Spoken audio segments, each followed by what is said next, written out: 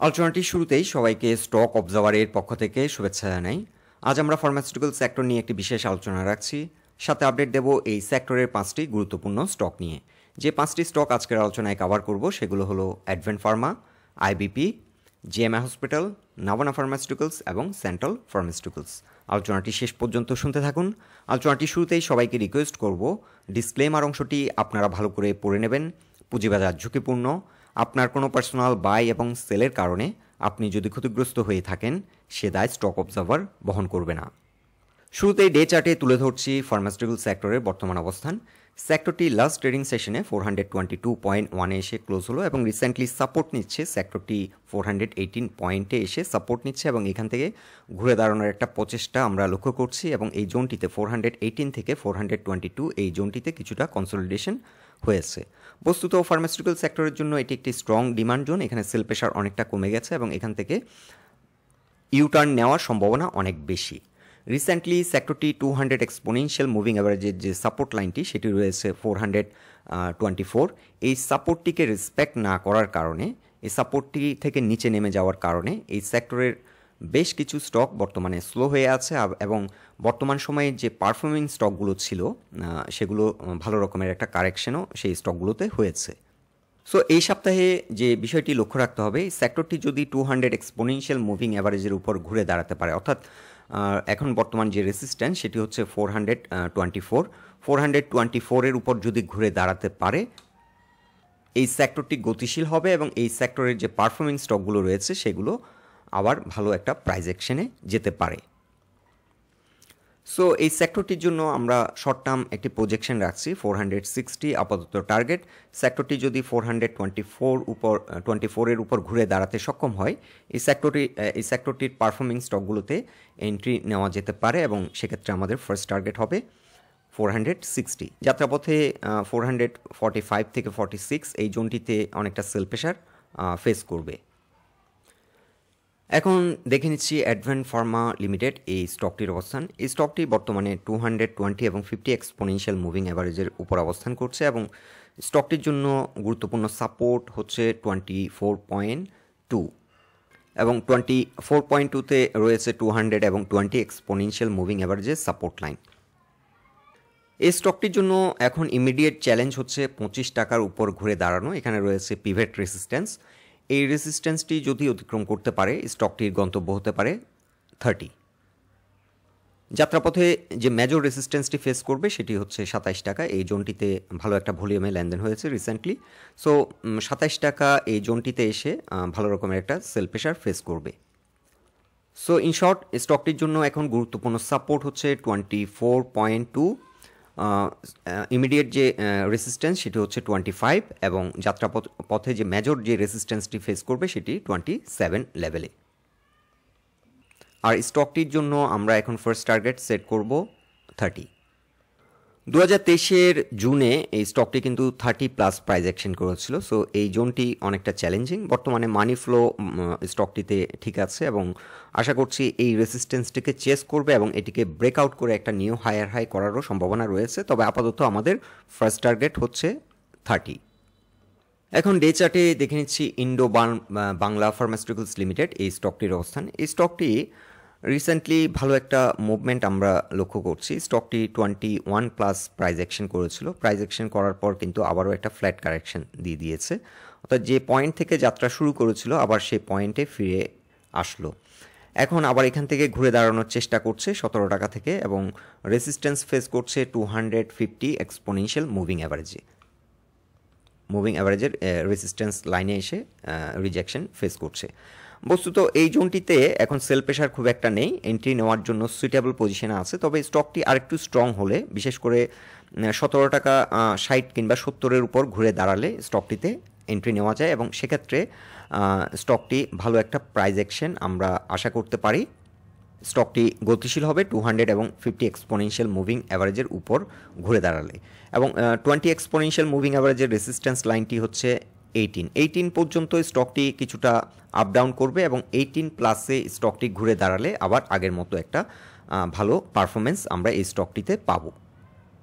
এখন উইকলি চার্টে আরও লঙ্গার হরাইজনে স্টকটির অবস্থান যদি আমরা দেখি, স্টকটি রিসেন্টলি দুবার 27 টাকা থেকে রিজেক্ট হয়েছে। 27 প্লাসে একবার প্রাইস অ্যাকশন করেছিল 2022-এর অক্টোবরে, এবং এরপর থেকে কিন্তু স্টকটি ডাউন ট্রেন্ডে চলে যায় এবং দীর্ঘদিন ধরে ইনঅ্যাক্টিভ ছিল, ফ্লোর প্রাইসে অবস্থান করছিল। সো এখন আবারও ঘুরে দাঁড়াচ্ছে এবং উইকলি চার্টও আমরা লক্ষ্য করছি ভালো মানি ফ্লো এই স্টকটিতে বর্তমানে লক্ষ্য করা যাচ্ছে। এবং স্টকটি রিসেন্টলি 200 এক্সপোনেনশিয়াল মুভিং অ্যাভারেজ থেকে কিন্তু উইকলি চার্টে আমরা 200 এক্সপোনেনশিয়াল মুভিং অ্যাভারেজের যে রেসিস্ট্যান্স লাইনটি সেটি রয়েছে 19.4। সো আমরা লক্ষ্য করছি এই জোন থেকে রিজেক্ট হলো, চেষ্টা করেছিল এই লাইনটিকে ব্রেকআউট করে ঘুরে দাঁড়ানোর, কিন্তু পরবর্তীতে সাস্টেইন করেনি এবং আবারও রিজেকশন হয়ে বর্তমানে আবার উইকলি চার্টও আমরা লক্ষ্য করছি এটি স্ট্রাগল করছে 20 এবং 50 এক্সপোনেনশিয়াল মুভিং অ্যাভারেজের উপর ঘুরে দাঁড়ানোর জন্য চেষ্টা করছে। সো স্টকটি 17 টাকা 60 পয়সার উপর ঘুরে দাঁড়ালে এন্ট্রি নেওয়া যায়, আর 18 টাকার উপর স্টকটি ঘুরে দাঁড়ালে ভালো একটা প্রাইস অ্যাকশন আশা করা যায়। এবং স্টকটির ক্ষেত্রে আমরা ফার্স্ট টার্গেট সেট করব 27। স্ট্রং প্রাইস অ্যাকশন এই স্টকটির ক্ষেত্রে লক্ষ্য করা যাবে 19 টাকা 40 পয়সার উপর যদি ঘুরে দাঁড়াতে সক্ষম হয় তাহলে একটা স্ট্রং প্রাইস অ্যাকশন আমরা এই স্টকটিতে পাবো, এবং সেক্ষেত্রে 27 এই টার্গেটটি অ্যাচিভ করতে খুব একটা বেশি সময় নেবে না।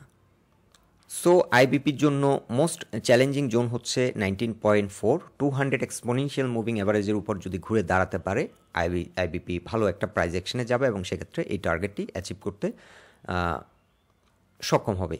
আর এই জোনটিতে কিছুদিন সাইডওয়ে করতে পারে 18 থেকে 19 টাকা 40 পয়সা।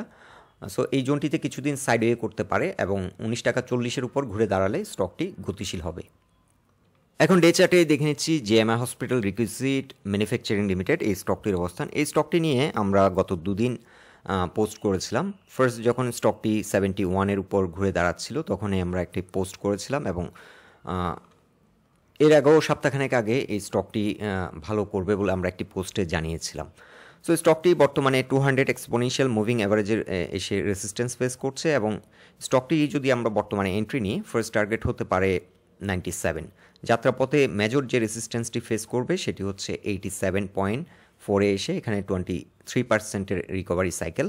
সো এই জোনটিতে এসে ভালো রকমের একটা রেসিস্ট্যান্স ফেস করবে। আমরা চাইলে যারা শর্ট টার্ম ট্রেড করছেন তাদের জন্য ফার্স্ট টার্গেট হতে পারে 87 এবং সেকেন্ড টার্গেট হতে পারে 97। এই সপ্তাহে স্টকটি যদি 76-এর উপর ঘুরে দাঁড়াতে পারে এই স্টকটি আরও গতিশীল হবে এবং কুইক প্রাইস অ্যাকশনের মাধ্যমে 87 এই টার্গেটটি অ্যাচিভ করবে বলে আশা রাখছি।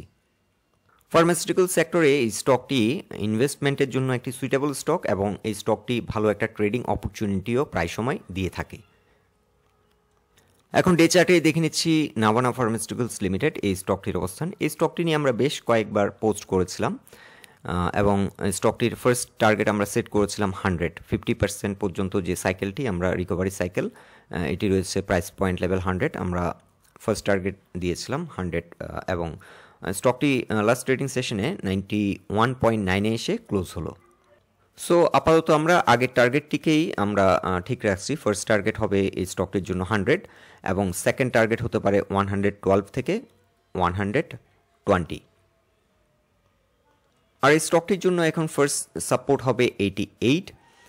এটি 23%-এর একটি সাইকেল। এই সাইকেলটিকে অতিক্রম করার কারণে এটি রেজিস্ট্যান্স হিসেবে অ্যাক্ট করছিল, এবং এটি ব্রেকআউট করার কারণে এখন 88.7 এই সাইকেলটি 23%-এর সাইকেলটি সাপোর্ট হিসেবে অ্যাক্ট করবে। এবং তার কিছুটা নিচে রয়েছে 87.5-এ রয়েছে 200 এক্সপোনেনশিয়াল মুভিং অ্যাভারেজের সাপোর্ট লাইন।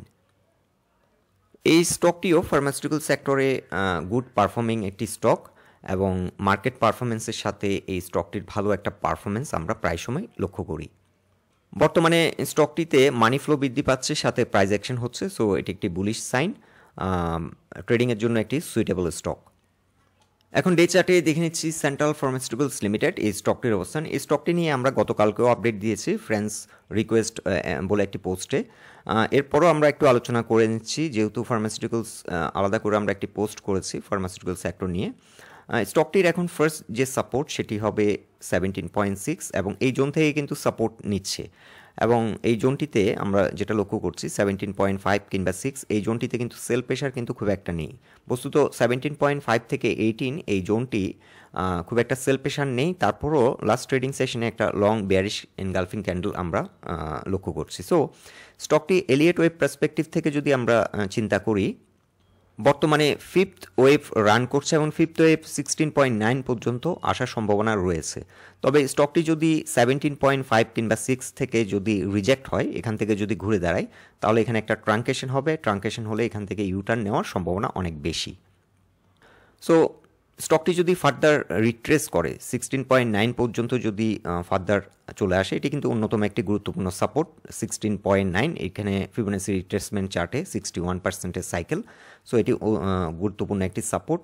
এই সাপোর্ট লাইনে যদি কোনো কারণে আসে, স্টকটি যারা একটু হাই প্রাইস পয়েন্টে এন্ট্রি নিয়েছেন তারা চাইলে কিছুটা অ্যাভারেজ ডাউন করতে পারেন।